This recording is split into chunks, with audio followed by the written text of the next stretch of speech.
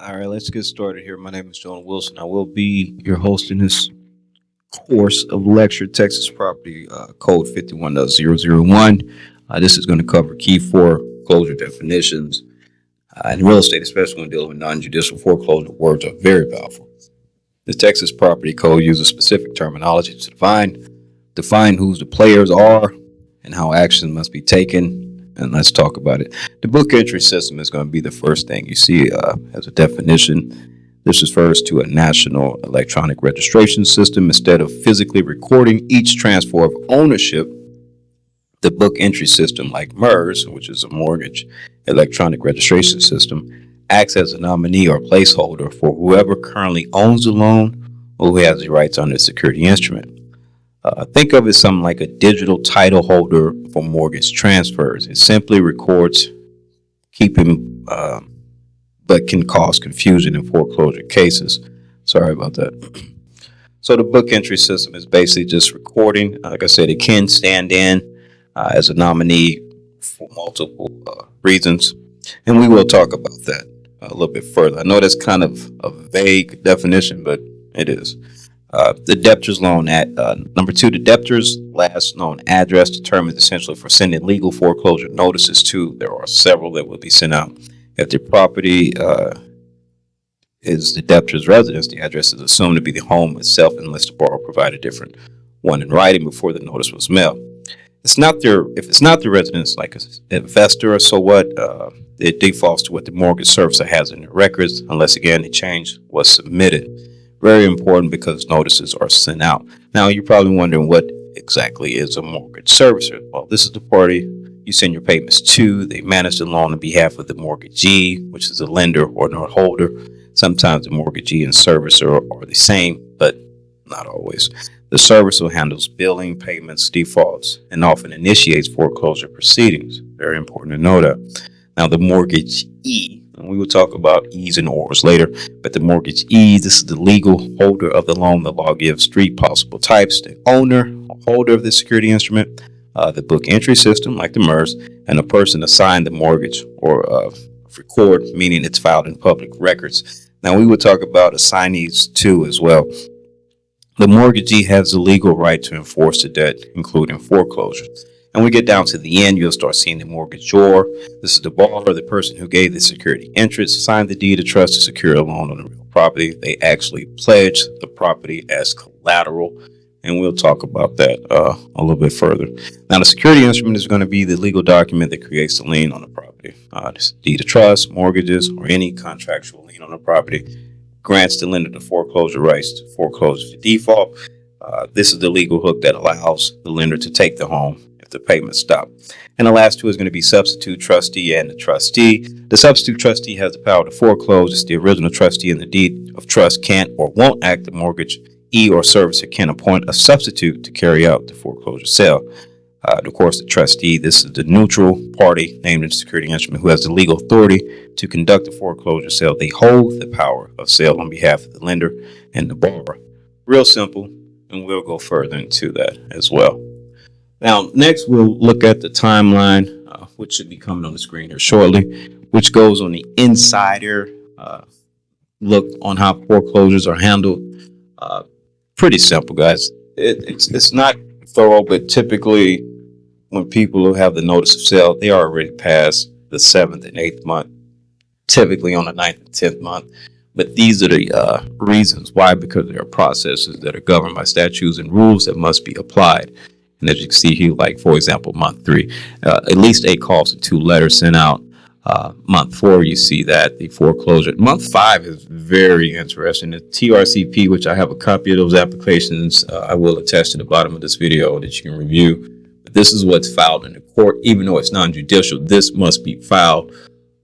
And then, of course, it goes into month 6 and 7th and 8th and 9th and 10th. Now, there is a judicial foreclosure for loans, and that's the homestead rules covered by the Texas Constitution. We will cover that as well. But first, we just kind of want to understand the definitions and the process. Now, most mortgages are 5 months delinquent before there is anything filed. However, on average, most mortgages are 10 months delinquent before the sale happens. And then, of course, we have a few guidelines for Fannie Mae, Freddie Mac, and HUD, which you can see on the screen. Now, this is just a introduction before we get into the short video, kind of going over these definitions, give you a thorough understanding before we go deeper into this foreclosure lecture. Now, of course, when you look at a deed of trust after this, you will be able to understand it thoroughly or a little bit more.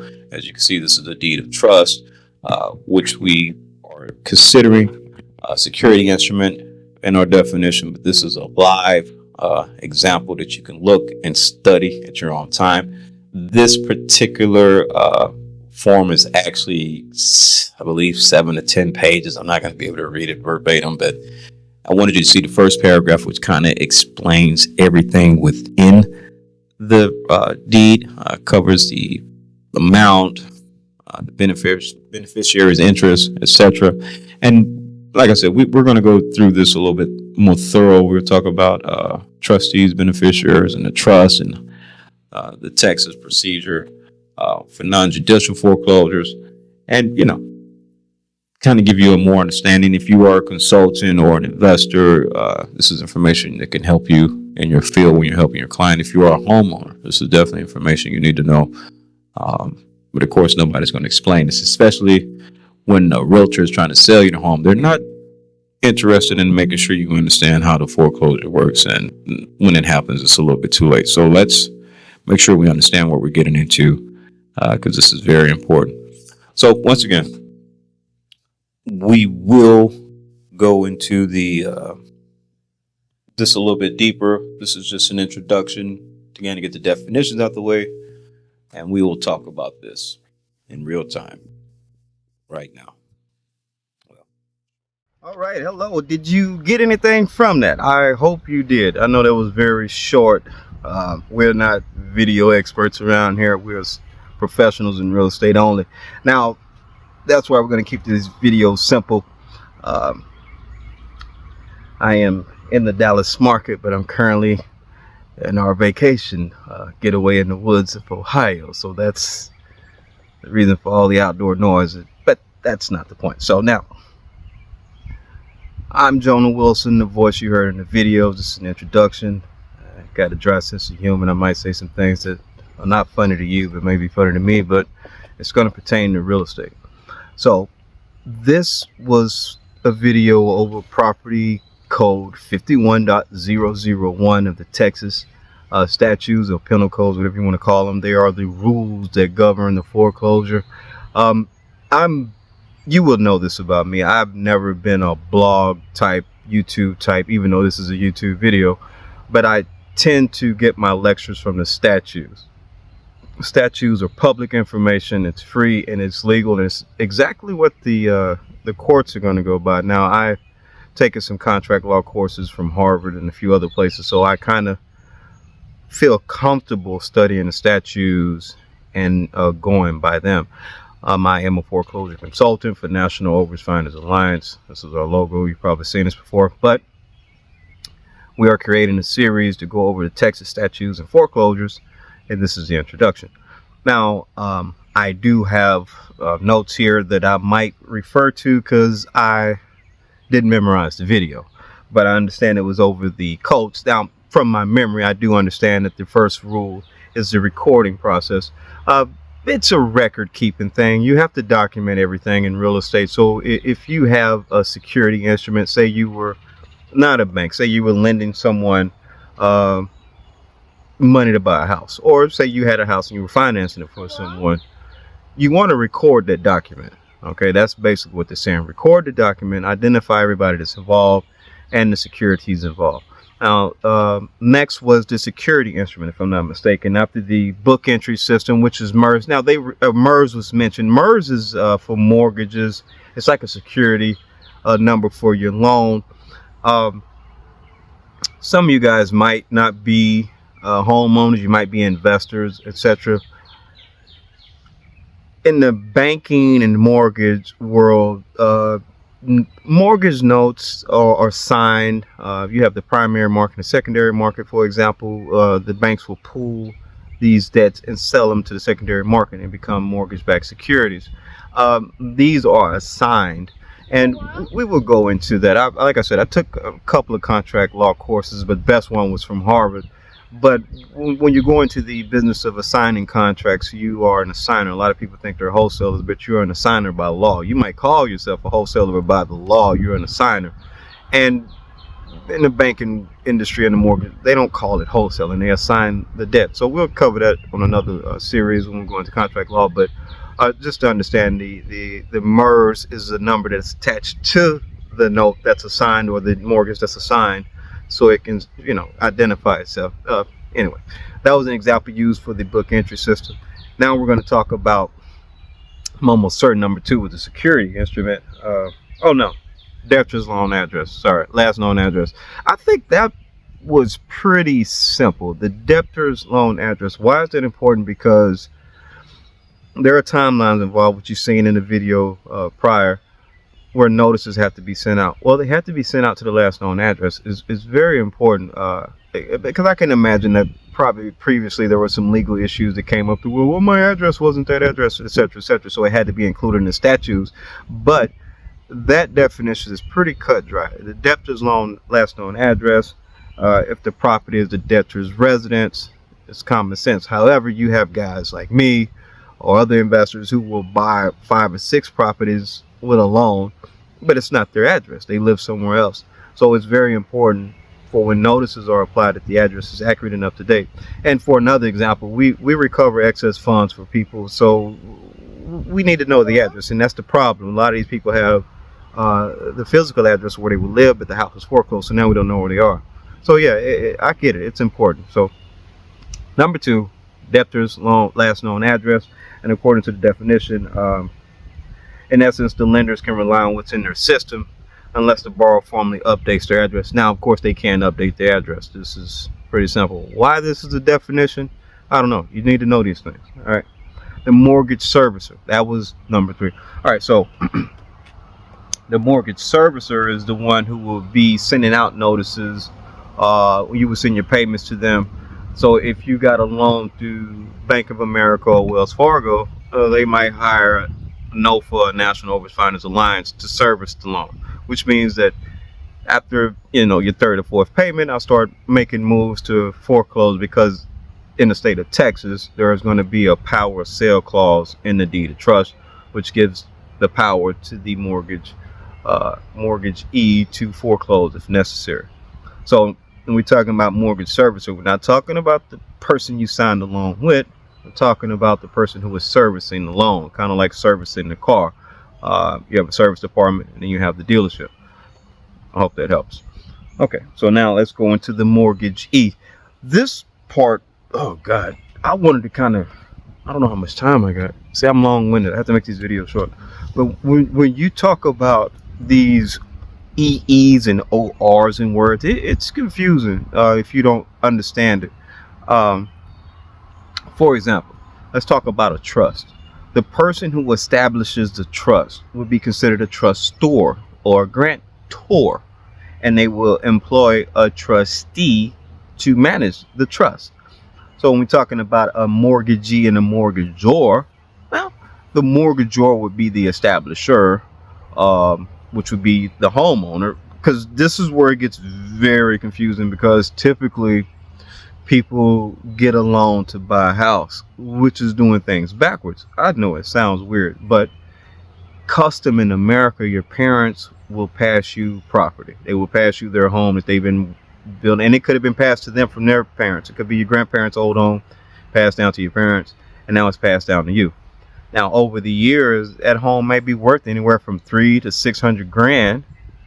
So now you have $300,000 to $600,000. If you decide to pull the equity out, then you get a mortgage. So now, when you decide to get a mortgage, you establish a trust, a deed of trust, so to say, and that makes you the mortgagor because you established it.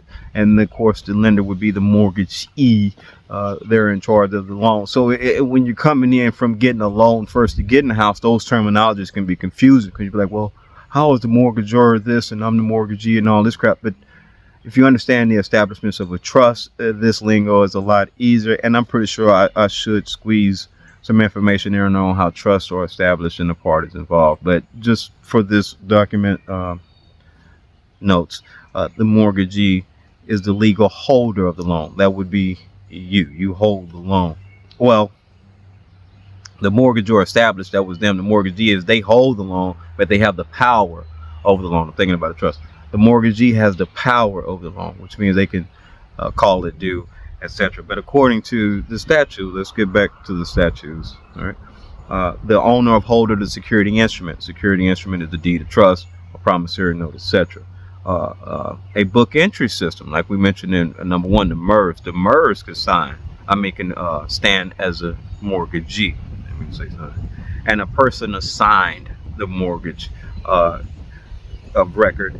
There it is again, the word assign. So you get used to that word assign. It's going to come up a lot when we're talking about mortgages and real estate. And of course, there's only, I think, 8 definitions in that video. So here's number 5. The mortgagor, which we talked about already. That's the borrower, the one who established the deed of trust, who said, okay, I'm going to put my house up for collateral for some money. Even though in America, the custom way is to get the loan first before you get the money. So it's kind of backwards for people who don't understand the theory of it. Okay? So the mortgagor is the borrower, the person who gave the security interest, assigned the deed of trust to secure a loan for real property. It might be noisy out here. I do apologize. I will adjust the audio to the best that I can. Now, of course, the security instrument would be the deed of trust, which we discussed. Deed of trust, trust deed. These are Texas. Of course, remember, we're in the Texas statute, so your terminology may be different in your state, but in Texas, it's a deed of trust. That's a security instrument. According to the definition, it's a legal document that creates a lien on a real estate to secure repayment of debt. Pretty cut and dry. Includes the deed of trust, mortgages, or any contractual lien on a property. Grants the lender the foreclosure rights. And this is the legal hooks that allows the lender to take the home in payments. And I think you've heard this in the previous videos. So I'm basically just repeating it, but I'm trying to explain it. Now, the substitute trustee, which I believe was one of the last two, because trustee is the last. Substitute trustee, that's someone who is hired to foreclose on behalf of the mortgagee. It's not the trustee. The trustee has the authority to foreclose, but they might hire someone else to actually handle the foreclosure process. So these would be the people that are on auction.com or at the court steps. They're the ones whose name will be on the notice as well. Their information is listed in the notice. I should have put some examples of notices out, but I will say that for the section 51, I believe .002, where it goes into notices and how they're handled. But the substitute trustee he's immune from any lawsuits, so they can go in there and do what they want without worrying about getting sued. That's a rule. We will cover that in section 51.02. But just for this section of definition, the substitute trustee is the one who handles the foreclosure on behalf of the trustee. And as we already mentioned, the trustee is elected. Now, there was a timeline video involved that was pretty cut and dry. You guys should have been able to comprehend that. Those are behind the scenes, typically about 10 months behind before you get there. Now, as you also notice, about 69% of the people, hold on, let these cars pass by, I can hear it a mile away. So anyway, yeah, the trustee is, that's his duties. What else can we cover? The timeline is behind the scenes information, worth about 9 to 10 months. If you are an investor, it's kind of a good opportunity to try those pre-foreclosure leads. But just keep in mind, there's about 9 to 10 months worth of debt attached to those leads. I believe the last part was actually showing you a actual real deed of trust. And like I said, these definitions are only 8, but they are just an opening door. This is an introduction to the series. It's kind of give you an idea of how things will be taught and showed. And after this, I will upload a quiz to see if you actually listened or paid attention or even read any of the stuff on the screen, and they kind of help you stick it in your brain a little bit. So I have no idea how this will be received. I'm just trying to inform those who may not know or may not think it's important, but these little words, if you don't understand them, they can get you caught up. Yeah, terminology is important. So other than that, this is Sunday, Hope you guys are enjoying your day. And if you have any questions about real estate in general, give me a call. I'm not just a foreclosure guy. I'm in all areas of real estate, from commercial to assigning contracts, etc. My information should be on there somewhere, but in case you want to hear it from the horse's mouth, so to say, it's 866-800-6632. And of course, that's 866-800-NOFA. National Overages Finders Alliance. That's who we are. We are foreclosure consultants. We specialize in helping families either prevent foreclosure, and if it's too late, recover the equity. So you can also find me on Facebook. But I'm coming to YouTube. So hello, YouTube. I'm coming to the YouTube world. I do have Facebook groups that you can join and kind of send messages directly through Facebook. But the easiest or the best way is to call. My email is j.wilson@overages, overages.us, or info@overages.us. And yeah, I'll be more than happy to look at your scenario, answer any questions, or if you're interested in trying to get your hands-on experience with us, hey, reach out, man. We might have a position for you. It might be a good fit. But other than that, I hope the audio is clear. The birds chirping, and literally in the woods. These are the woods in my backyard, in this country spot. But anyway, I hope this is beneficial to you, and God bless.